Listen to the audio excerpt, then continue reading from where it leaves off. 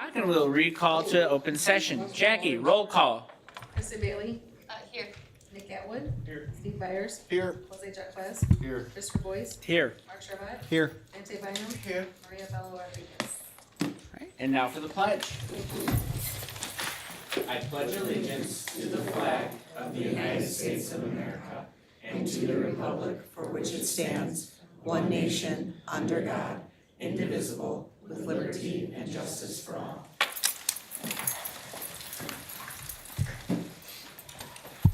All right. And we'll now move into the public hearing on the fiscal year 2025-2026 budget. Do we have anyone that would like to make comment on the public hearing? Hearing no comment, we'll now close the public hearing. On to public comment. Members of the public who wish to speak to the board should complete a request card prior to the start of the meeting. This section of the meeting will be reserved for comments from the public. All comments should be limited to 3 minutes. Our first speaker will be Bill Nicholas to talk on District and Kish College Co-op. Thank you. Thank you, Mr. President and members of the board. I am here in a personal capacity tonight, not a professional capacity, as I have been from time to time. I just want to very briefly say thank you. This board, and in particular our superintendent and the team that have been working on a dual credit program for a number of years are really making a difference. How is it that I am concerned about that? I have had the privilege of not only working at Kishwaukee College in my career, but also in supporting for quite a number of years a healthy scholarship program for nursing students. And one of the things I found out in talking with young college students who are attending and looking for an associate's degree is the speed that they can get to their goal. And as I understand the program as it's evolved that you've been promoting and funding, it does practically give a District 428 graduate the opportunity in their junior, senior year to earn additional credits that can count almost to 2 years of associate's credits. And that gets you almost all the way to an RN degree if you're in nursing, and if you want to then get your bachelor's is really one more year and you're in the market.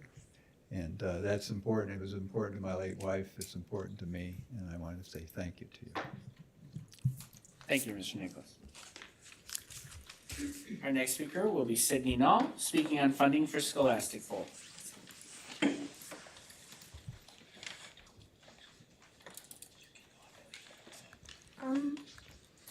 Hi, I'm Sydney Nall.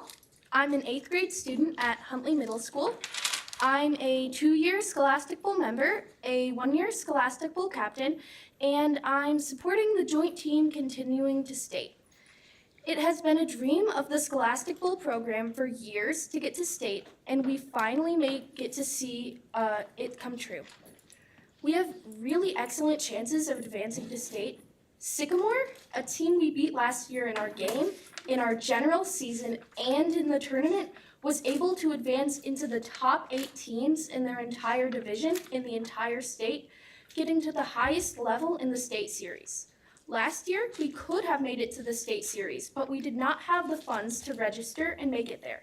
If you fund us, we will work even harder than before, and I truly believe we can get to state with all of our combined efforts. It means a lot to a lot of people. You would help create more opportunities for students at the middle schools, build up our talents, encourage hard work, and help us fulfill our dreams. Please vote yes to help us reach our potential. Thank you. Thank you. Our next comment comes from Kaylee Norris on ELDC building.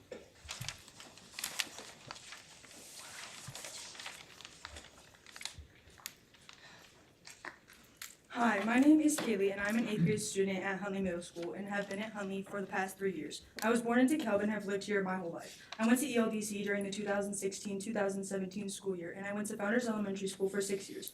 I don't remember much from ELDC, given that I was quite literally 4 years old. What I do remember is my teachers, Mrs. Mack and Mrs. Brooks. Going into kindergarten was scary. As you can most definitely tell, I'm very tall. On my first day of kindergarten, my parents put me with the kids that looked my age. That ended up having to be the second graders.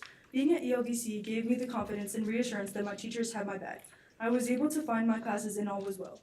Given that, I love ELDC. But it is a simple fact that Huntley needs more space. My first example is the choir room, or lack thereof. I was the first choir class to use the auditorium as a classroom. Having the auditorium is very inconvenient. We have distractions due to it being a public space. People walk in and out constantly, and the lunchroom is also right by the auditorium, making it so you can hear everything.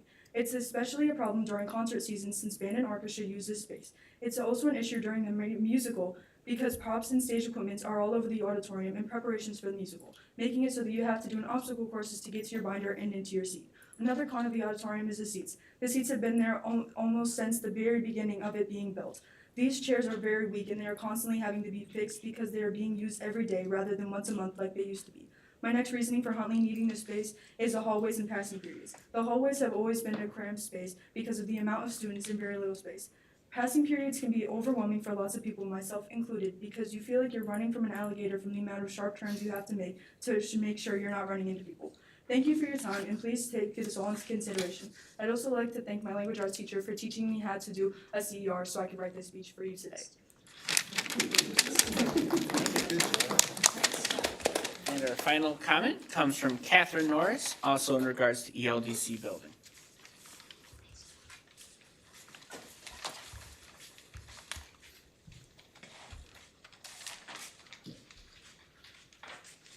Hello, my name is Catherine. I am here today to speak to you about needing a new space for ELDC. As a lifelong member of this community, a proud graduate of D428, a parent of children in the district, and as a taxpayer, I promise you I care deeply about the future of our students and what steps are taken to improve their education. I have to be honest, I'm feeling very frustrated. For a while now, we've heard community members and district staff emphasize the urgent need for a new preschool building. Early childhood education is not a luxury, it is a necessity. However, instead of feeling confident about receiving a decision from the school board to move forward on this, I get the distinct feeling that you maybe would rather deflect making this important decision and pass it off onto the community via a referendum. At first glance, a referendum might sound reasonable, responsible, and a way to build community trust. I would argue, however, that a referendum would in fact add unnecessary costs, delays, a loss of trust, and provide no guaranteed results. In fact, if memory serves me correctly, a new preschool was already included in a referendum more than a decade ago, as it was part of the high school referendum that passed. Since then, the high school has been built, and quite a while ago. And yet, we are still here without a larger space for ELDC and debating whether or not it is necessary and how we might go about executing that necessity. The truth of the matter is, a referendum is not required by law. This is a necessity and not a luxury, and as such, it's going to happen sooner or later. The responsible thing to do at this time is to make it happen sooner and in the most cost-effective way. By making this decision via referendum, you would be adding unnecessarily to the cost of this project. On the low end, this might be as little as a couple $100,000. Or if it fails to pass, multiple millions of dollars could be added to the cost via delays, inflation, and potential legal challenges. The average annual inflation rate is about 3%. On a $10 million project, that's an additional $300,000 a year due to inflation alone. The kicker here is, when I looked it up, Mitchell Elementary cost over $30 million, and inflation has been known to reach rates as high as 7%. Every year that we wait, the price tag rises, and that money is straight out of the pockets of the taxpayers, our community. And for what?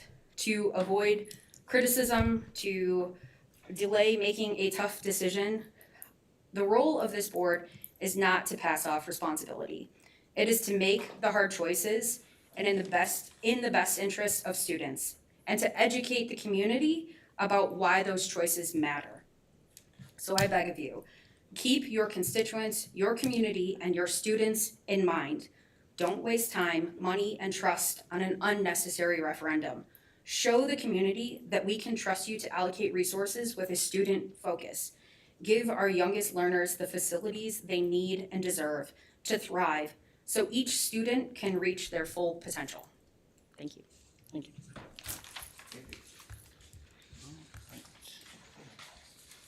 Next portion of the meeting will be board correspondence. I'll go real quickly. I had the pleasure, as well as Director Parker and Jessica Knoll, of attending a meeting last week for America 250. For those of you who are not aware, next year is the 250th anniversary of the signing of Declaration of Independence, which means it's gonna be a real big we're gonna have a party next year because America's turning 250 years old. So we as government bodies, we as nonprofits got together to go, how are we going to holistically uplift this event, not just for one day on July 4th, but it's something that we're gonna work towards as a community. So those meetings have just started to happen. There's a lot of great brainstorming, a lot of ideas. We're definitely gonna be leaning on the high school, the middle school, and the elementary schools to make sure that we're engaging our students in lessons and just different civic activities so that we can make sure that we're really celebrating and honoring that. Now, with that being said, the district has formed a committee that will be leading the charge on that, and that will be headed by Jessica and Amanda Quinette. So they'll be kind of the main people figuring out how are we gonna make this happen. So I'm very excited for them to kind of lead the charge on that, and I'm very grateful that you guys have stepped into that role, so thank you. Does anyone else have anything? Yes. Friday night, had a lot of fun, attended the Jefferson Multicultural Night. Awesome event, beautiful weather, great music, face painting, tons of food, which I took advantage of. Great turnout from Jefferson families, staff. A lot of the neighborhood attended as well. Great community event. When they do it next year, should all go. I want to let you, sorry, okay. This isn't really correspondence with anybody other than the community. I drove through the roundabout at Lucinda and Normal, and it's incredible. I personally think that maybe we need to reapproach our approach on the roundabout at Sycamore and First Street. And I think it did some research that it is safer than the current intersection we have. So we just I think we need to take a look at it again. Steve? Yeah, as a former, I spent 2 years as a Scholastic Bowl coach at Huntley. And Scholastic Bowl is a really important thing to our community, our kids. So I'm fully in favor of supporting it because it's awesome, especially if we beat Sycamore.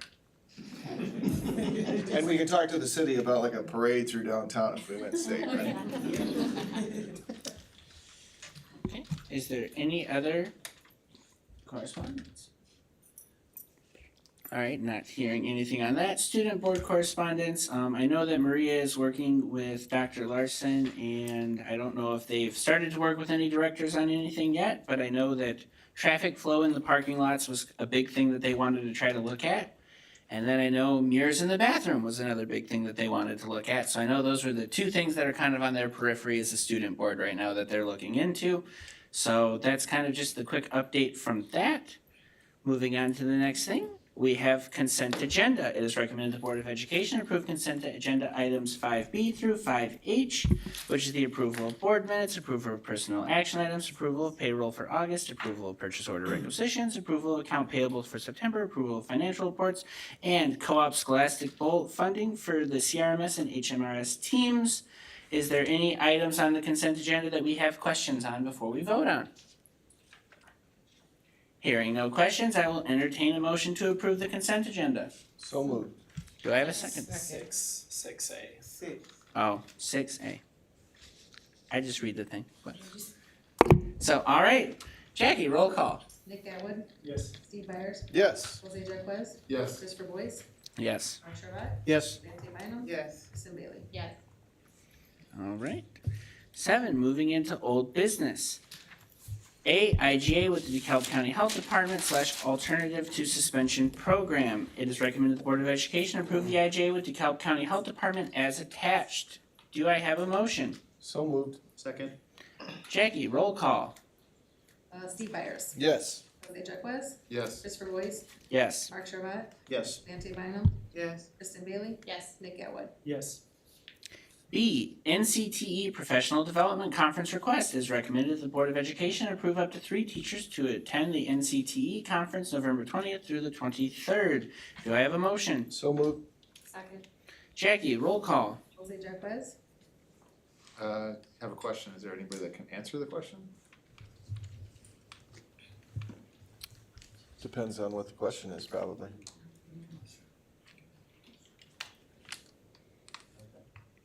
Abstain. All right. Next board member, Jackie? Christopher Boyce. Yes. Mark Servat. Yes. Dante Bynum. Yes. Kristen Bailey. Yes. Nick Atwood. Yes. Steve Byers. Yes. Item C, DCTA program / course approval salary schedule credits in PRC.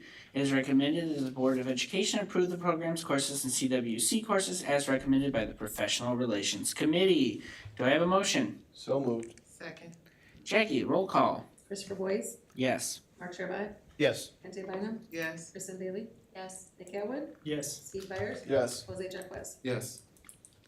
All right, item D, benefit renewal rates proposal for 2026. So I guess before we vote on this, since I know our insurance people, consultants are here, I'm just gonna ask, in the art of negotiating, there's normally the starting number, then there's the ideal number.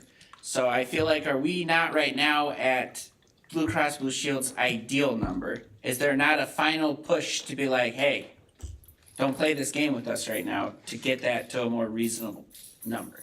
We are at the final number. Microphone. Come to the mic. Sorry.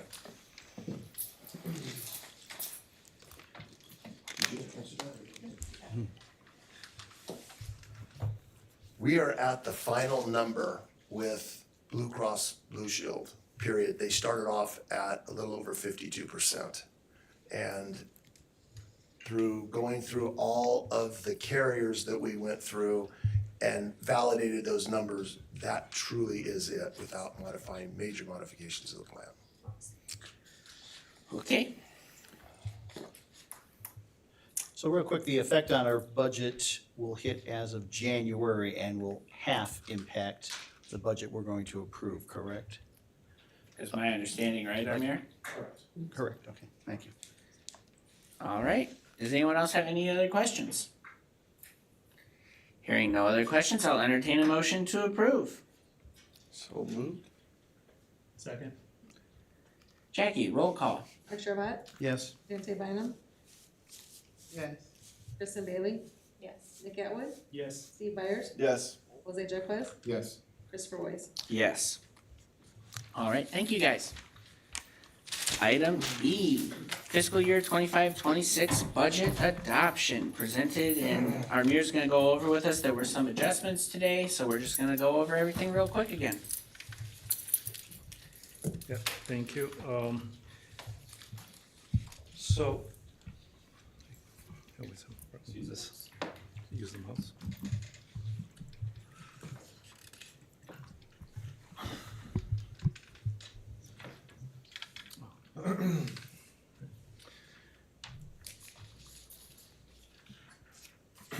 So, yeah, when it comes to our budget, just, it's kind of worth repeating. This is a financial plan, it's just with the information that we have currently. We do use this budget to just keep things online, bring some form of plan and barriers and guardrails for our departments, our expenses. So it's used as a tool for projections, planning, and monitor spending. And a lot of the revenues that we receive, expenditures that are spent, those are not actuals. It is estimates of, best estimates at the time of what we have that we know as right now. It is worth understanding also what's a modified accrual basis. So we don't run a cash basis, so what's recognized and what's realized, it's not at the time of happening. So we do record revenue when received, expenses when are paid. This is particularly important when we think about the invoices that we would receive for the previous fiscal year that belongs or that were fulfilled during the previous fiscal years, and the invoices just come late. So there is up to 60 days that we can recognize that expense as of the previous fiscal year, even though it is 60 days after the year has closed. What's particularly important with this one is the property tax levy, right? So the property tax revenue, what was selected, the rate that we was adopted back in December of 2024, it's actually fully within the budget of this year. So, and the property tax levy that will be adopted in this December of 25, it actually affects the budget starts July 1. And I think that's kind of important because what the money is, that property tax levy is really earmarked for is for the budget year of the following. So it's important to note that part.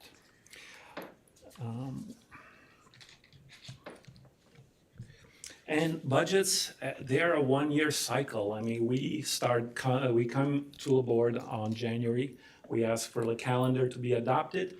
And then from February, March, April, we just start having these staff meetings. We prepare building, department budgets. They submit their request, what they are earmarking for next year, the projects, the staffing needs, and also every school, before they leave for the summer, they submit what the school budget they would like for the following year. So this is all compiled, and at that time, come April, we also know our final tax extension, and that is something we always talk about, that the December adoption amount may change come April due to the appeals and the final EAV numbers actually being finalized. And come May, our homeowners or property owners will get their tax bills. So by that time, May, June, and July, we would have most of the understanding of where our budget kind of fits in. At that time, we'll know a lot about what the federal government, the state government is doing, what is there. And in this case, we found out about our benefit renewal rates that comes sometime in August, and any grants allocation. Come August, we do approve a tentative budget, so because it needs a 30-day public inspection. And as of September 30th, by law, we need to get that adopted by the board. So we keep the budget available for public inspection, have a hearing, and then we will submit it to the county ROE and the state by October 30th. So we did bring forward a tentative budget that was with information we had back in August, but things changed since then, right? At that time, we explained that the EBF state model, which is our the largest state funding sources, we didn't know how much our tier money was coming in. Tier money simply is based on the calculation at what pot of money we would be receiving the new funding for this year. So the higher the tier is, the smaller the actual pot is. So in this case, our EBF calculation, we fell on tier 3, and we really got only about $137,000 more than what we received last year. Why is that category important? I'm going to go a little bit one slide over so that I can explain that. But if you look over here, back in 23, we were getting tier money up to $1.4 million. So, and that was kind of a big boost for us. The funding formula put us on tier 1 category, which is the biggest pot of money you can take from, and it is the most needy ones as well. So based on our adequacy level of, we were at that time, we were at the 71% adequacy level, which kind of put us giving a signal to the state that give them a boost. So you can see the boosts here are the tier 1 allocation, which is the extra money. But at that time, we're also eligible for the property tax relief grant, which was another $5.4 million. Moving on to the following years, you can see that as we have moved between tiers from tier 1 to tier 3 in only 4 years, which indicates our local capacity target, based on the calculation, has grown tremendously. We all know that with the developments in the South Corridor, Meta, E-Zone, that has raised our tax base. And that's what the state sees on their funding formula. And for us, the reason why we moved to Tier 3 is because they kept seeing this tax base grow. However, we have taken abatements, we've discounted, we provided taxpayer relief, and that is not taken into account what our extension is or what we actually took, but what the local capacity is. So you can see why that moved in. And from between year 2023, we had about 6.8 million. We moved on to about 6.2, still kind of steady, still kind of nice. And then 24, another 6.2, and then this year we're in 137,000. So we do like this EBF funding formula because it is the largest state money, but also the most reliable as well. The state does provide us something that's called like mandated categories, other grants, and transportation reimbursement is another one. So the state does provide in other areas, but those are normally the ones that are affected first. So normally the state will hit those other grants, those other mandated categories before they hit the state evidence-based funding model. So that's kind of important to know, and you can see why we really focus a lot on that money because it was a big boost. If you look from FY23, we started with 44.8 million, and right now we're at 57.6. So always, it was always a big boost taking from this EBF funding. Something to note here, the property tax relief grant eligibility for us, we were not eligible back in FY25, and you can see why. We're probably getting into a higher tier, which meant less money, less priority, and a lesser need for those districts in that pot, in that category. Being in Tier 3 also hurts us because that means we're just not a priority and we may lose qualifications for that property tax grant the higher the tier comes. Right now, kind of a good news and not a good news, but basically they froze the property relief grant for FY26. They're looking to review the funding model.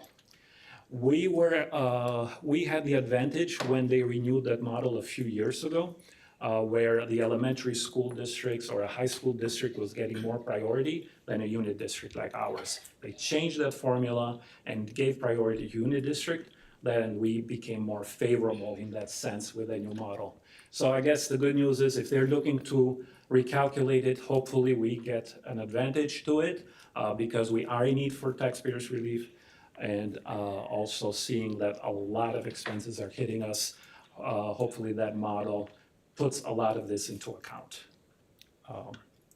But at this time it is frozen. We don't know what the model will look like. So we're gonna see next year, hopefully they open it up with a new calculation formula where unit district like ours that does take taxpayer relief is not penalized, but actually comes up front. So that is something that we will be advocating with the state as well. Okay.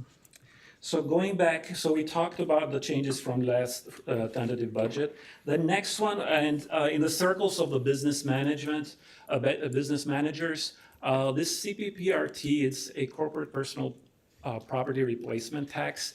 This used to be levied to the local taxpayers until the state kind of took over. They kind of picked that up and then flowed it through back to the schools. Well, it is basically, it's based mostly on sales taxes. So in a kind of a surprise move, the estimates from the state came in 30% more than what we were projecting. I mean, most of the business managers expected that there is contractual on our sales tax revenue for the state, but they came in with estimates saying that, you know, you guys get full funding from last year in addition of 2%. So I added that back up to our revenue at about 584. The estimates came from the state, so we believe those are reliable. If we can switch to federal, to the federal side. With the federal grants, last time we came in, we said they froze our grants. We don't know what's happening with it. And Title II and Title III programs and activities were not running. The good news is the federal government did unfreeze them eventually, and we are getting those monies, so about $370,000 on that end. I do want to note that we still don't know what's going to happen with the federal funds. There seems to be still some volatility there, where we don't know if they are going to extend it the following year. So it seems like even though those funds have been unfrozen, that doesn't mean that they're looking to keep those grants permanent. So. Another thing we're seeing because of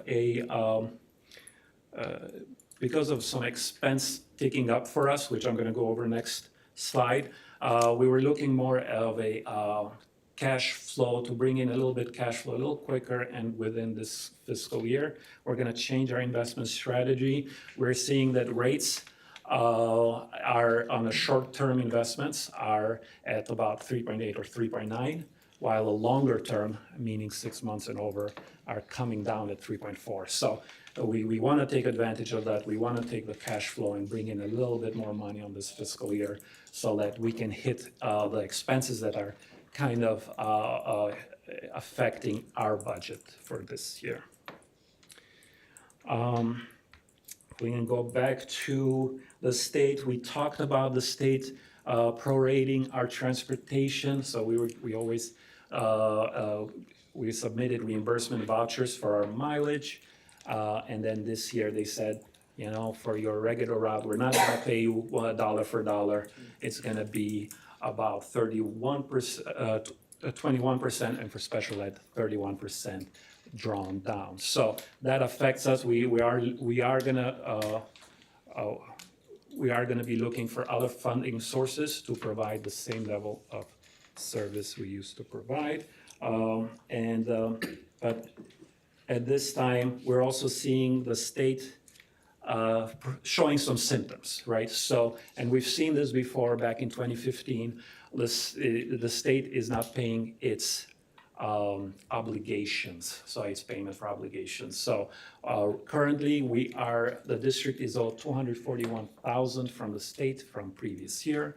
We do hope, and we do believe that we're gonna get it at some point this year, but at this time, I am not including that in the budget. So this is another symptom that we're seeing that the state is showing some contractions in its revenue and its obligations to pay the school districts. With Medicaid, I left it at 30%. There are some circles that are saying that Medicaid cuts will be 15% for school districts, but we're being conservative, so we'll leave that at 30% for this year. So those are the revenue.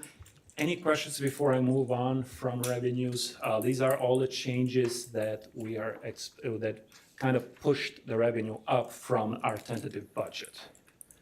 Are you gonna go over the tentative revenue all funds in your report? Sure, yep, yes, it's, so I'll just explain a little bit what really affected our expenditures. For the most part, it is the benefit rate renewal. So there was about 38% increase. We're about 6.1 million.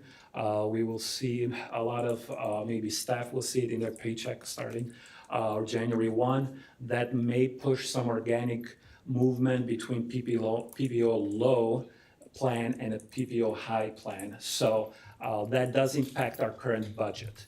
Because it starts on January 1, it's on a calendar year, we will be facing about an impact on our current budget.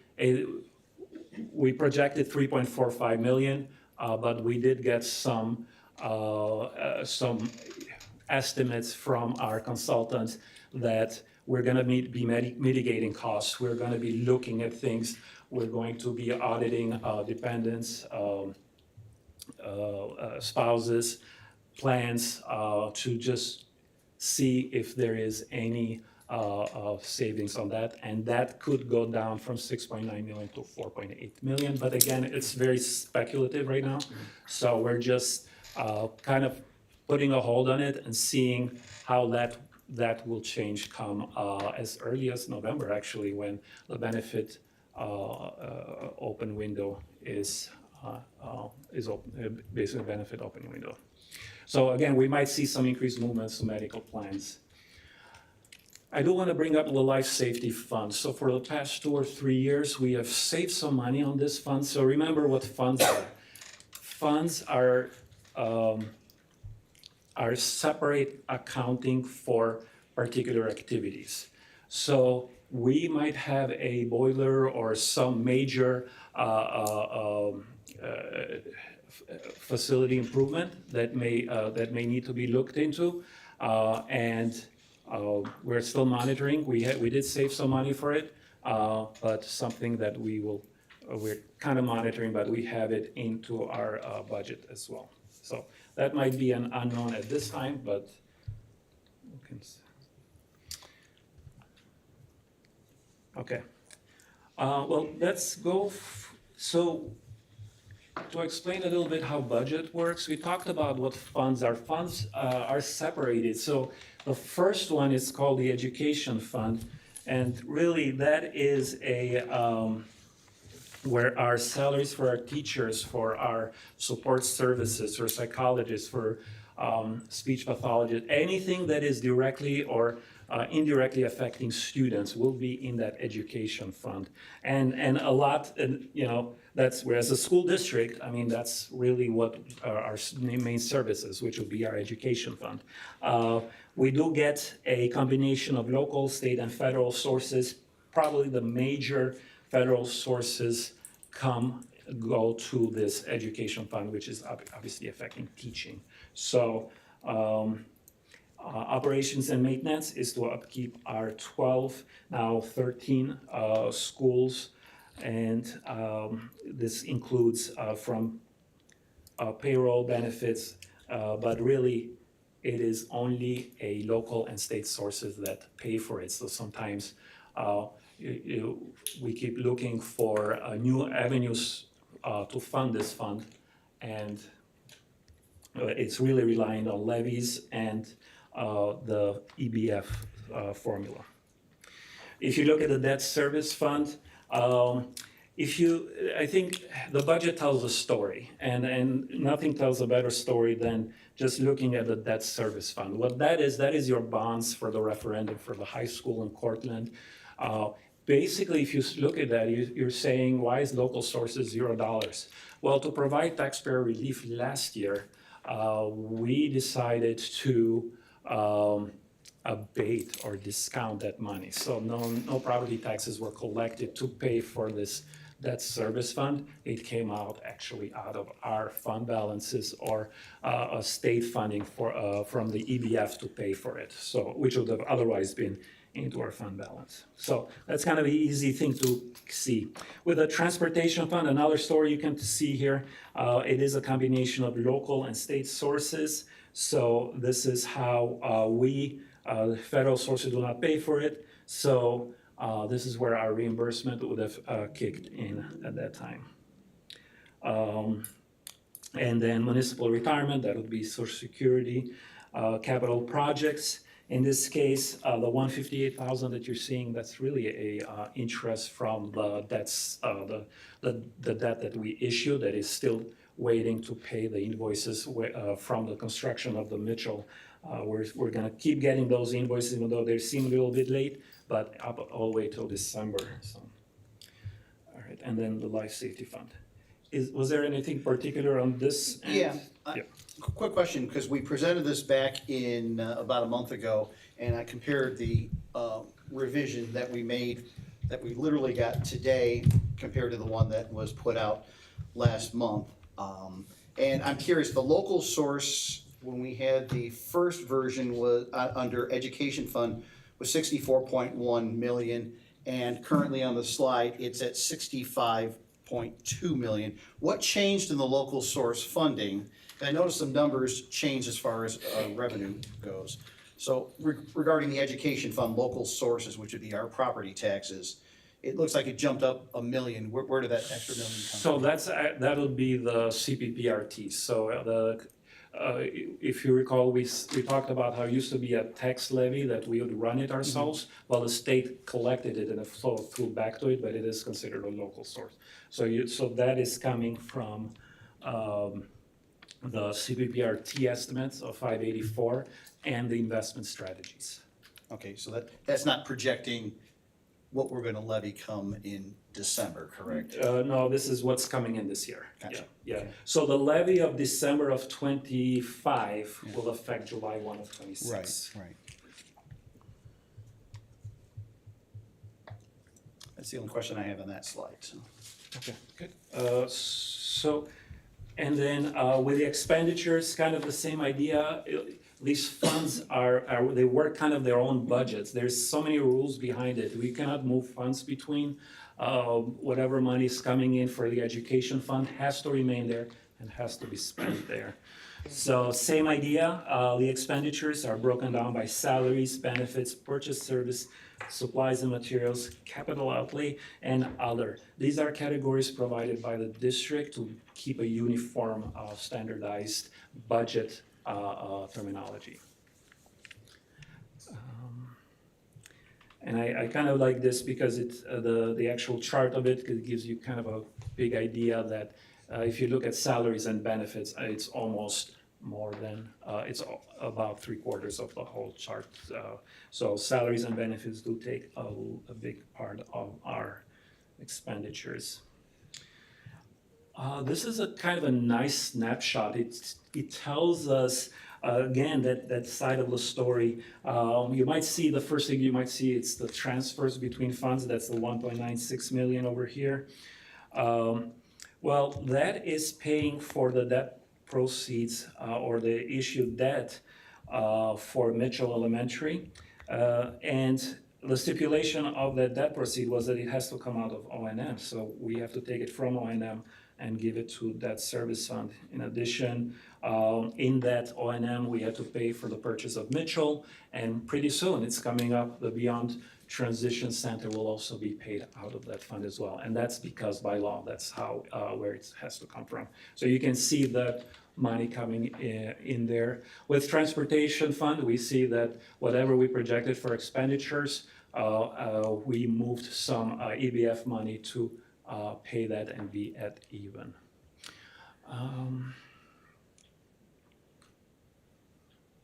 Okay, any questions so far? The capital projects fund, that's still the invoices that we would be paying for the Mitchell Elementary, the construction invoices. We're still expecting all the way till December for those to come in. I have, I guess, just a quick hypothetical on kind of in a way the next agenda item as well in new business. So say that we get this meeting, next meeting, we approve the solar panels, which I think are estimated to save us 900,000 something a year. Is that something that we would see being operational and then reflected for this next fiscal year? Or is that a project where we're not gonna see that money for?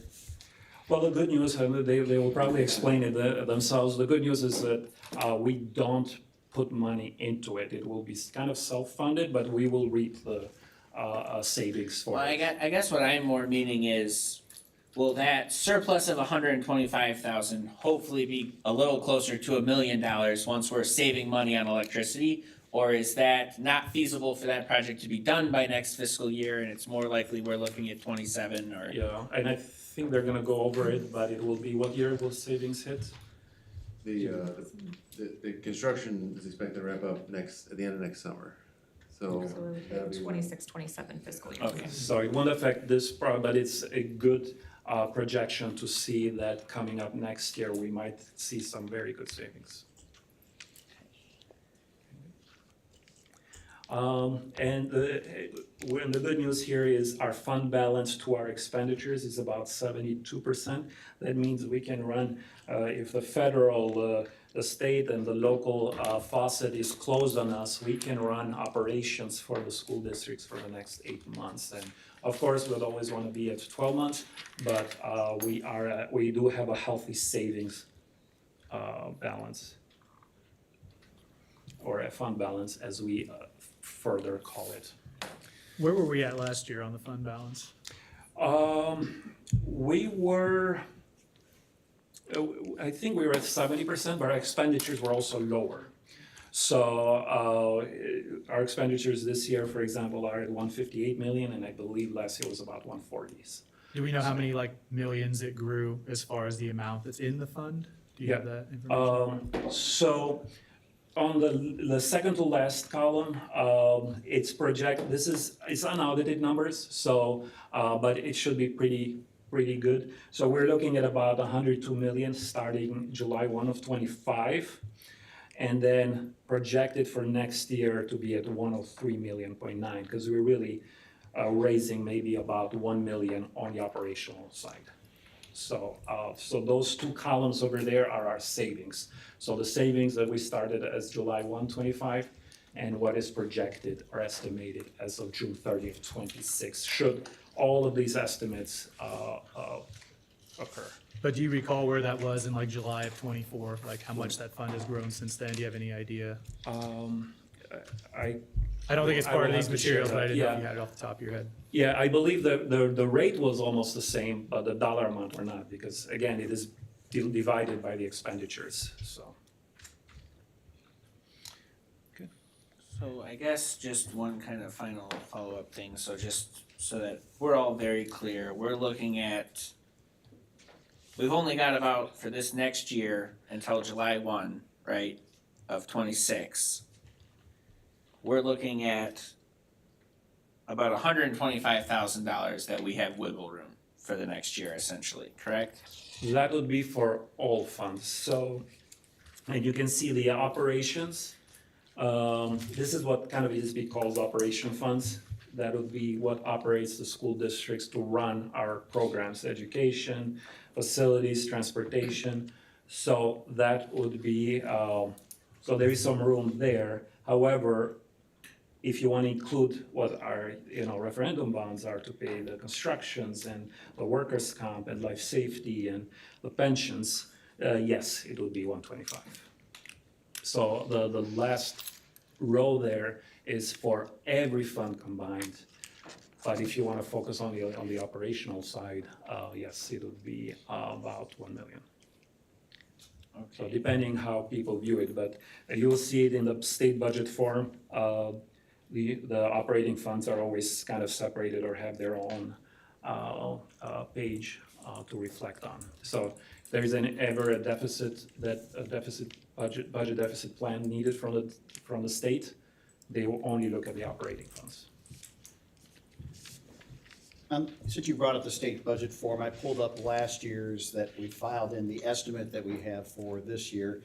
And you mentioned operations. I'm kind of curious, the one line item that really caught my attention here, that was an eye opener, was under operations and maintenance. Last year, it was 10.7 million. And this year, it's 19.3 million, an 80% increase. Now, I'm assuming much of this has to do with Mitchell. How much of that number, I mean, I don't need an exact number, but approximate, that's a huge increase, going from 10.7 to 19.3 under the total amount for disbursements, expenditures for operations and maintenance under Fund 20. Sure. It's just an eye opener. Sure. So included in there are the salaries with a new contract agreement. There is the purchase of the construction of the Mitchell and the Beyond One Bar. In addition, it's that transfer between the debt service that has to come out of O&M. So that there is about 1.9 million that has to be moved to a different fund to pay the actual debt. And that's just a stipulation of how that bond happens. So there is a few, I can provide. Is that like a one, in other words, next year, will that amount be lower? Will we go down from the 19.3, or are we kind of stuck at that level for the foreseeable future? It depends on the projects that are being, that are part of the 5-year plan. So, and I'm not sure, but yeah, that we can provide that information, but every year there is a outline of what it needs to happen this year because of things that need to be replaced in the following years. So.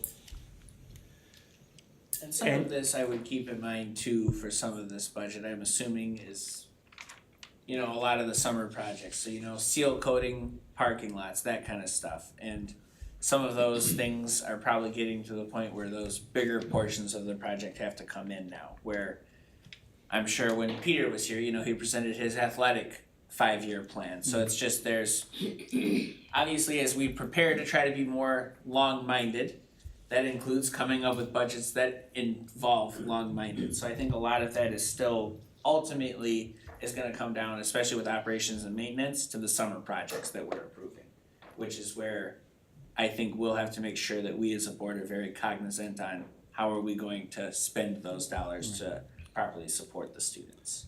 I'm just nervous come tax time, and I know the state puts us in the predicament of having to pass this by September 30th, and we start looking at levies come November and December.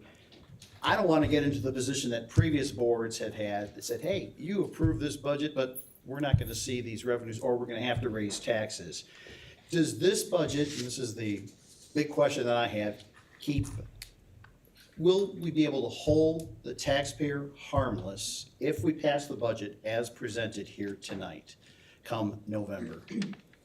We've done that, the board has done that before, and I'm really nervous about when we get our final numbers in come November, and of course come the appeals of property tax, come early spring or what have you, with the Board of Review. Will we be able to present the taxpayers with an option to hold the taxpayer harmless in terms of property taxes?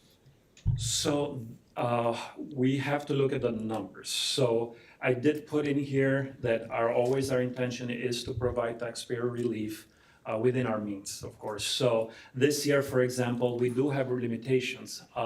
So under our for property tax levies, we're under PTAL, which means we are capped that we cannot levy more than what the CPA or inflationary expenditures would be, which for this year is about 2.9%, plus any new construction. So what's been favorable for us previously, where we had where we provided that hold harmless, was because there was new construction coming in. We had property tax relief grants. We could discount it.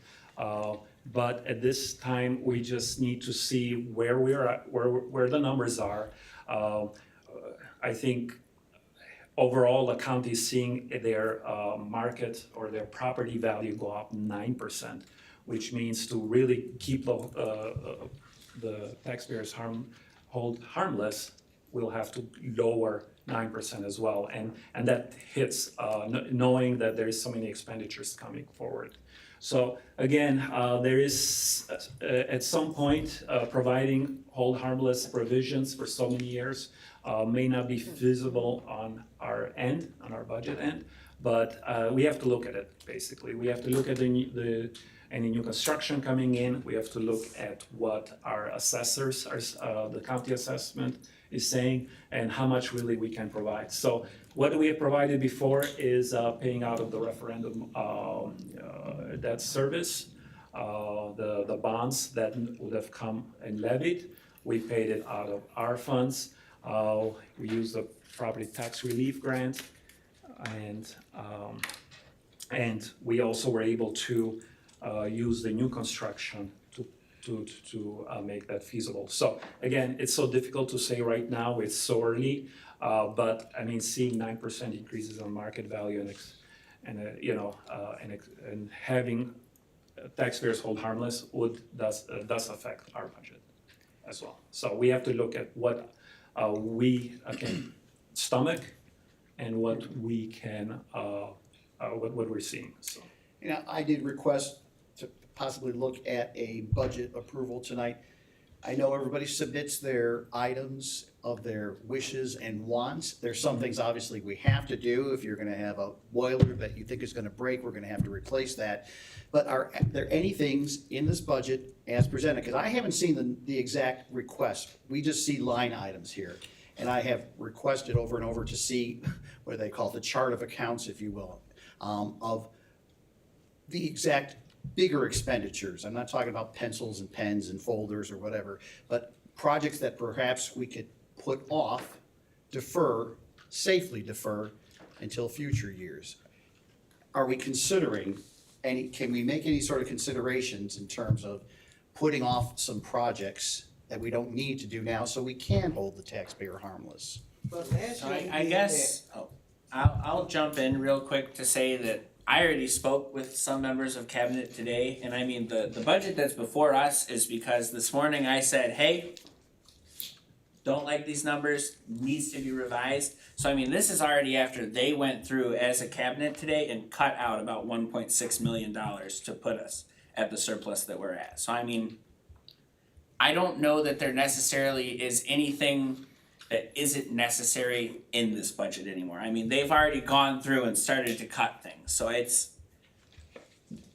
no one's, there's not gonna be a smoking gun within our budget, I guess is what I'm saying. It's not gonna be there's that big expense where we were just putting $500,000 into pencil sharpeners for the last 5 years. Like, it's just, unfortunately, our costs are what they're at, and previous board, which I was a part of, we agreed to very generous raises for all of our staff so that they knew we had their back, but generous raises cost us a lot of money. And now we're in the position we're in, and I guess I'll say I don't think that there's much more that we can do to really bring these costs down any more than where we're at, just to be honest, from what I've looked at.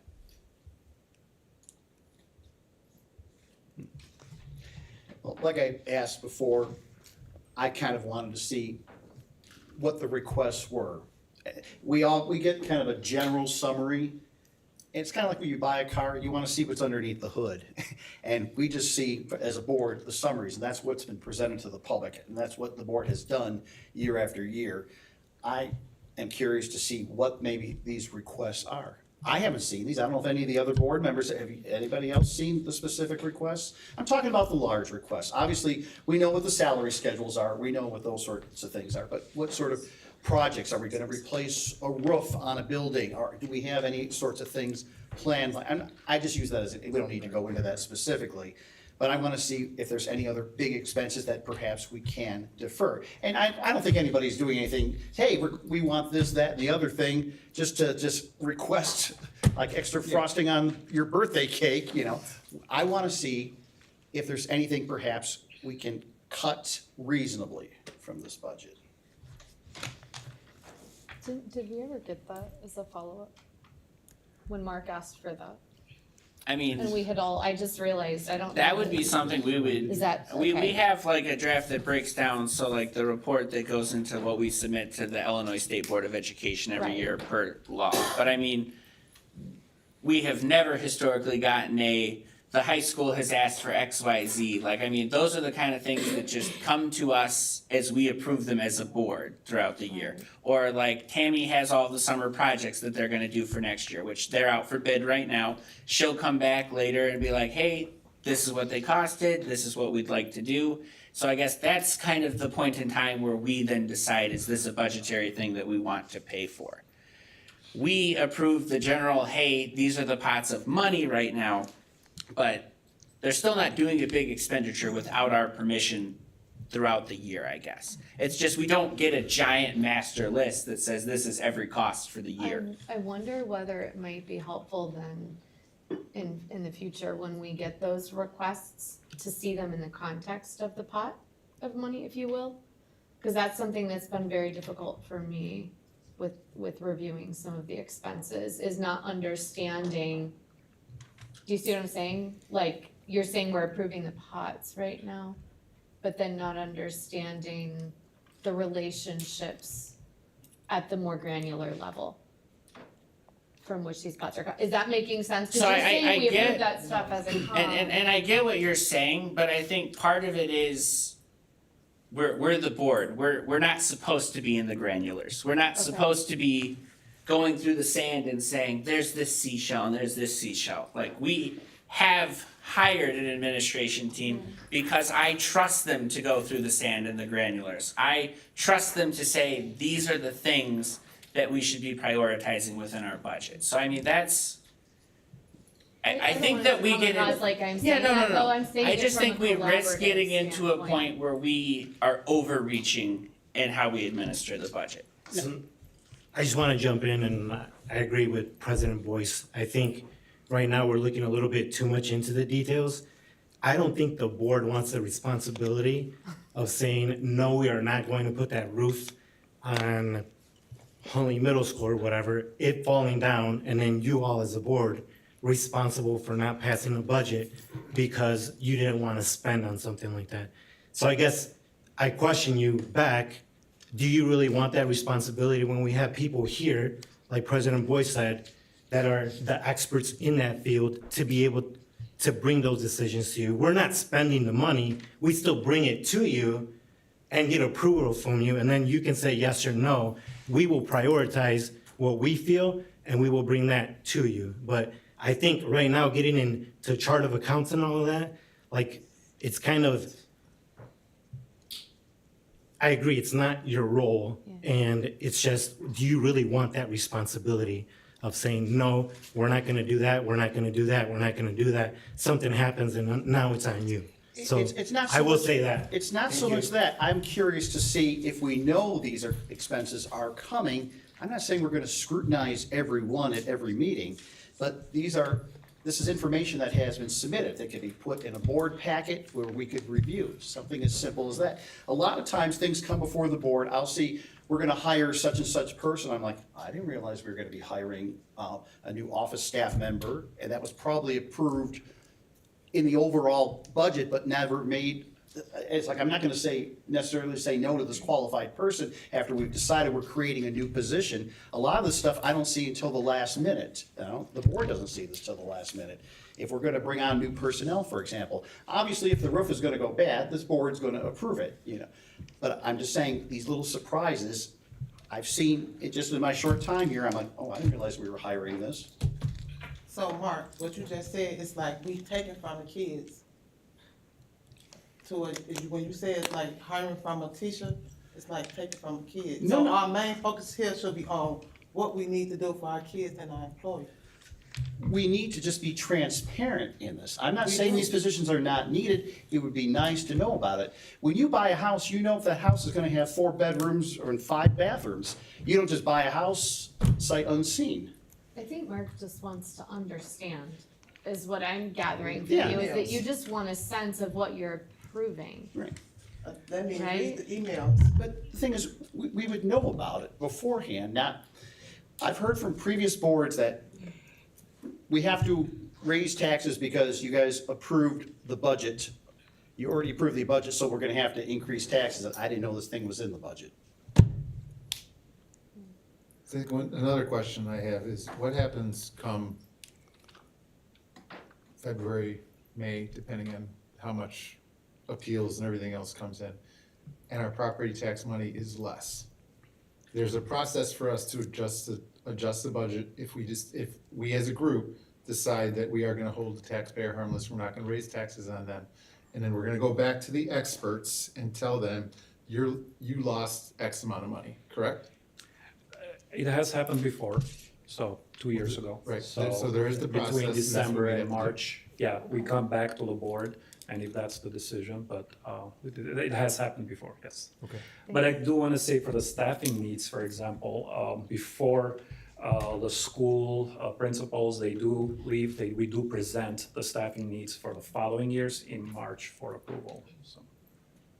And so that gives you, so once the new board members will see the whole cycle of the year, you will see that these kind of information is fed maybe little by little in a sense, as that information or as that estimations come into play. So. I think there's probably a happy medium somewhere for us to try to find as far as understanding some of this, because like I can appreciate Billy's sentiment, we are ultimately responsible for the funds, whether it, we can point to an administrator and have them fall on their sword or not, like we still have to approve it. But for example, earlier, we were in a deficit until earlier today, and you guys huddled around and you looked at your departments and you decided, where can we cut things, right? So as we sit here today, though, we have a balanced budget, but I don't know what got cut.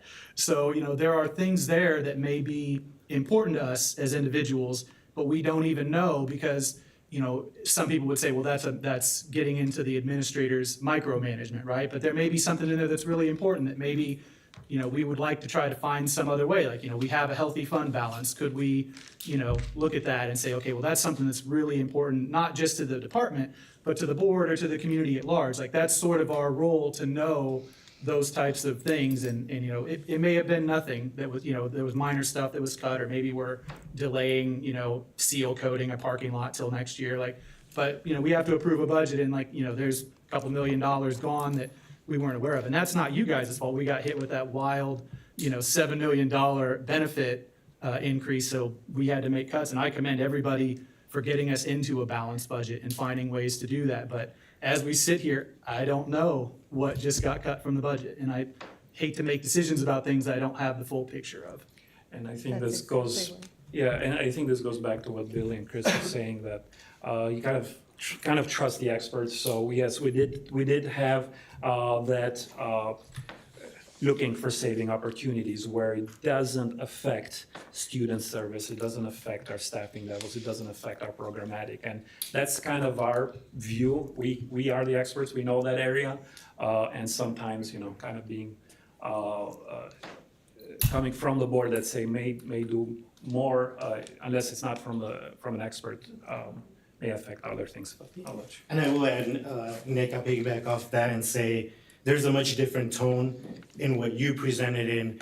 Maybe it is something that we need, and maybe we are willing to maybe go in deficit a little bit or even it out a little bit more if we really need it, as to it sounding like, let's just cut, and not have any conversation. These are the things, when you're asking for a chart of accounts, I wanna see it so I can see what else I can cut. That's a different story than let's have a conversation around what are possible things that we really do need to keep. So I just wanna share that. And I think that that's a fair thing to say that is representative, at least I know that is where I fall too, is wanting to have the understanding so that we can be the community liaisons that we're supposed to be and ask questions and collaborate and but use that information to help with the decisions. I think one of the questions that came up we can deal with later, so I'm gonna try to grab the idea and table it, is how whatever they're asking for at a later date affects the budget that we're approving now. So if for whatever I'm gonna use O&M because that's one I'm most familiar with.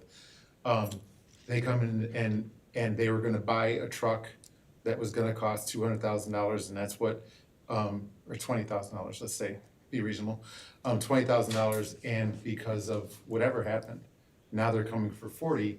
We'd like to know, okay, well, we're gonna adjust the fund, or it's gonna take this hit off the fund, and we're gonna delay other things. We're not gonna ask for more money, we're just letting you know we're gonna spend this much money, and this is the effect of the fund. We can figure out the details of that, but that was something that I would like to see that would help this conversation next year go a lot smoother.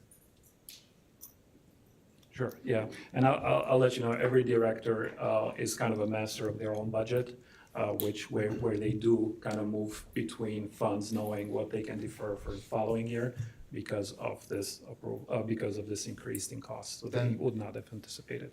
Right, but then to understand that the priorities of the 7 people who are up here on the board that has gone through the superintendent and say, this is a priority of our board to do. We're not going to the directors and saying, here's our priority. We're going to our superintendent. Our superintendent should be going to the directors and say, the board's priorities are these, and these things.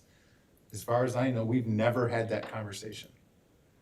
So the budget was put together without looking at looking from the priorities of the group, not individually, not my priorities, but the group of the 7 of us. We haven't had that conversation. So if we haven't had that conversation, for the most part, everybody in the back table has been flying blind. Yes, we trust them to be professionals, but our job up here is also to guide them in what we were elected to do. And that conversation with the superintendent about what the priorities of this new board were never happened. And you guys have been, and it's not your fault, you guys have put together an incredible document that's gonna tell us what kind of money we can spend over the next year blindly. And I don't think that's fair to you, I don't think that's fair to us, and I don't think it's fair to the taxpayer of the district.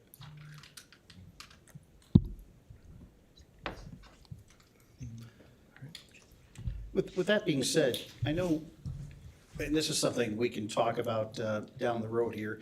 I know our finance committee doesn't really meet until, what is it, August? And how much vetting of this budget did the finance committee have in the process? The budget that we're looking at right here. So the finance, again, the finance facilities committee doesn't serve the same role, let's say, of other agencies like the city, or that is more of a administrative committee. So they do provide some recommendations to the superintendent for it. Okay, so you're basically telling me for this budget, there hasn't been that much in term, because based on the timeline, they don't meet for the first time till August, and this is already presented in August. And don't get me wrong, I know the staff did a great job as far as figuring out what is needed, but we have a committee here, and it'd be great to have some other individuals, and I know we have some very qualified members on this committee who have lots of finance experience that could look at this. Sure. So I'm just saying, going forward, maybe the board wants to take a look at how this committee is structured down the line. And I want to say that for the new board members too, once you see the full cycle, you will see that the Finance Facilities Committee does do a 5-year projection of sustainability in February. Okay. Yep. Before we move on, can I ask an overly technical question about the property tax relief grant? So you talked about, we got significant funds 3 years in a row utilizing that property tax relief grant. And we basically still enjoy those funds on an annual basis. We got like essentially a 3-year increase, and they're still part of our annual funds from the state. Is that right?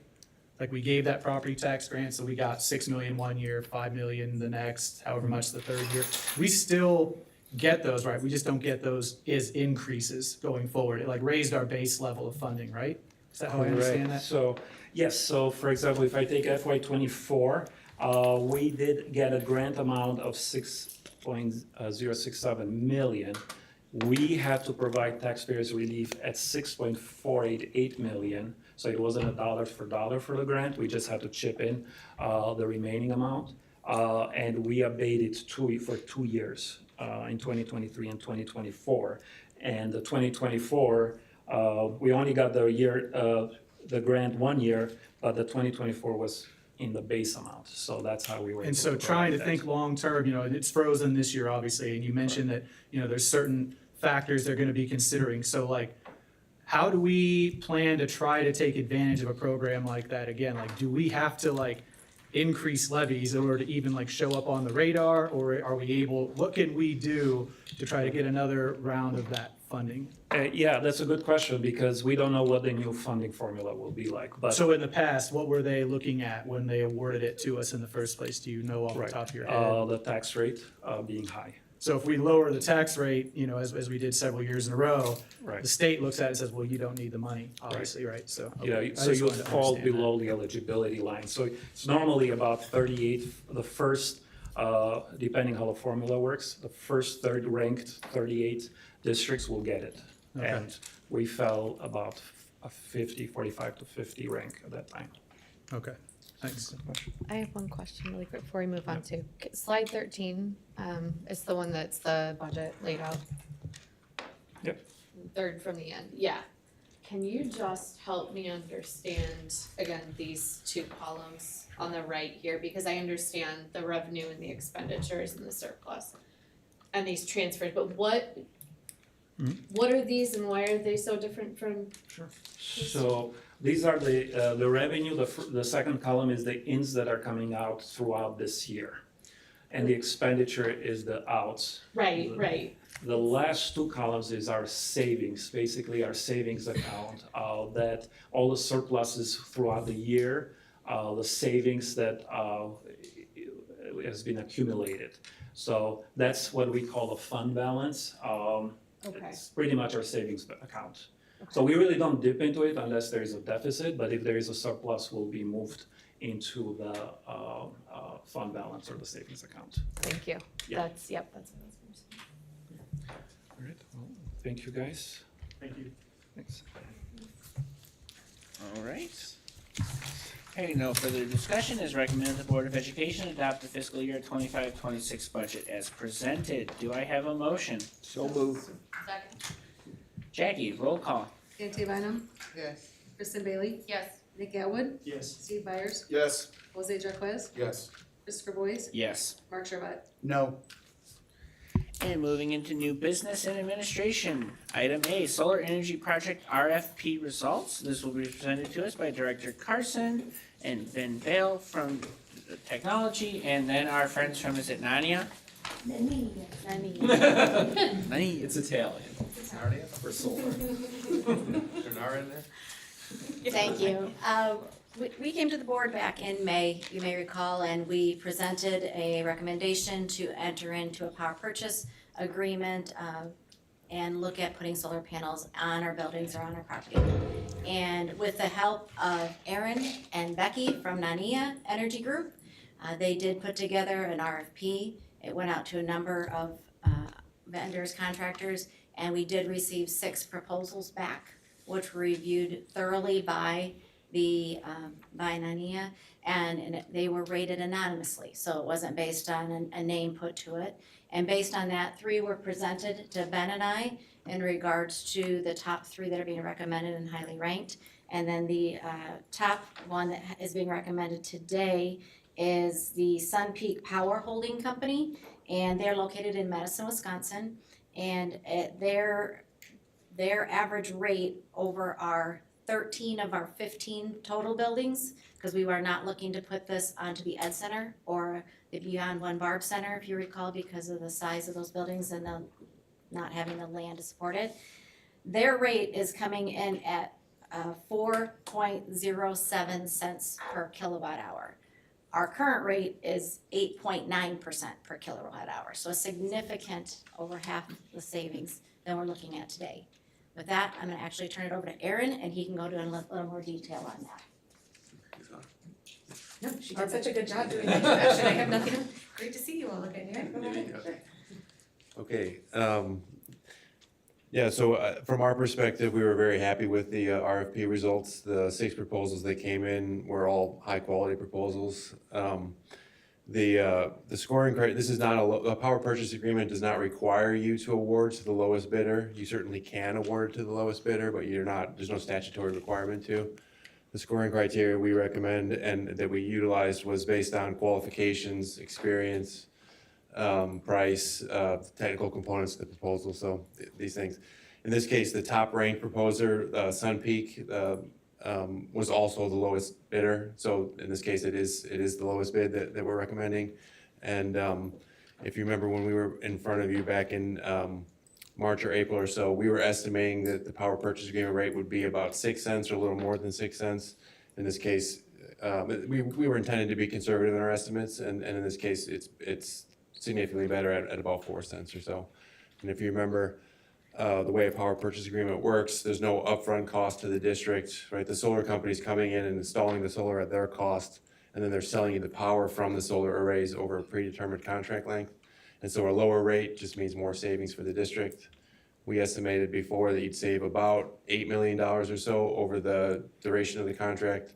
And with this new lower rate, we're estimating you'll save about $12 million. So all good things. There was really no negative from our perspective as far as the RFP process and results. And so one last point is I know you have a big package with this agenda item. Those are all the contracts. And so we vetted the contracts from a technical perspective, and we made some recommendations that were accepted by the vendor, and then your legal counsel as well. There was quite a bit of back and forth as well. So these are all vetted contracts that are put before you. I have a quick question. Are those rates locked in for the duration of the lease so that even though energy prices will continue to rise per kilowatt hour, that Right. we're locked in there? Yeah, great question. Yeah, it's fixed. So it's 4.07 cents fixed for 20 years, regardless of what's happening as far as energy markets or anything like that. So, yep. And These it's all- are for leases? Sorry. Go ahead. Are these all leases? There are lease terms as far as how they're contractually set up, but I wouldn't necessarily call it a lease because it's like a dollar lease or something, right? So it's more, It's not, so it's more of this power purchase agreement arrangement where you're agreeing to, through the lease terms, you're agreeing to let them construct the solar array on your properties, and then they're selling you the power. It's like what Yeah. Sunrun has on my house. Okay, Right, there you go. okay, Yeah, thanks. it's similar. Yes. Correct, but bigger. Yeah. A little bit. Forgive me, I either forgot when you presented it in May, or some of us weren't seated in March when you first came. This is very much like the residential, except way bigger, so if anything goes wrong, that's on which company, Sun Peak, right? Essentially, we're just gonna pull power from it, just the way we normally do. That's correct, yeah, and so that 4.0, that 4 cent, is an all-in rate, it includes all operations and maintenance on the solar arrays as well, yep. So if there is an issue, are you guys the one to manage that? Or is it, we would have to deal directly with Sun Peak? With Sun Peak, yep. And what do we know about their asking for reasons? Cause I've had this happen. So there were reference checks with this as well. Oh, okay. For other And districts and so- entities that have utilized them as the contractor or the service provider, and they Okay. came back positive as well. Awesome. If I could add a point, just something I think is pretty cool about the power purchase aspect of this is that the way that they earn their revenues and their profits is through the energy generation. So if there is an issue with any of the arrays and it's not producing power, they're not receiving payment. So it's kind of a vested interest where they are incentivized to maintain top operations for these, otherwise they're not receiving those payments. So it's kind of a built-in incentive. If they go out of business over the course of this lease, is there any kind of a provision, like who does it transfer to? Who takes over their position as far as maintaining and operating the power? There is no, like designation in the contract as far as who would, but, generally speaking, you know, if they did go out of business, they would likely sell or assign the rights to the power purchase agreement. So that kind of your best case scenario is that you take ownership over them, right, and now you get free power to a certain extent, right? But that's not gonna happen. It's gonna be sold as part of the liquidation event, yeah. Thank you. Yep. Hearing no other questions, do I have consensus to bring this back? Yes. Thank you, guys. Appreciate it, thank you. And last item is item B, temporary facilities reports, Cortland, Jefferson, Lincoln, and Littlejohn, also presented by Director Carson. Every year, we have our architect go around and inspect all of our mobile classroom units. It's a requirement, and then submit those reports to us of any deficiencies that potentially need to be addressed within those. And then everything is signed and sent over to our Regional Office of Education for them to issue our temporary facility permits. It's just something we have to do every year. At this point, there are no deficits or deficiencies that have been found during the inspections of the 4 locations. So I'm just asking for this to be brought back for approval at the next meeting so that we can have our permits issued. All right, does anyone have any questions? Hearing no questions, do I have consensus to bring this back? Yes. Thank you. And Dr. Garcia Sanchez has gone at a conference, so there is no superintendent report this meeting, which means that I will entertain a motion to adjourn. So moved. Second. All those in favor say aye. Aye. Meeting is adjourned.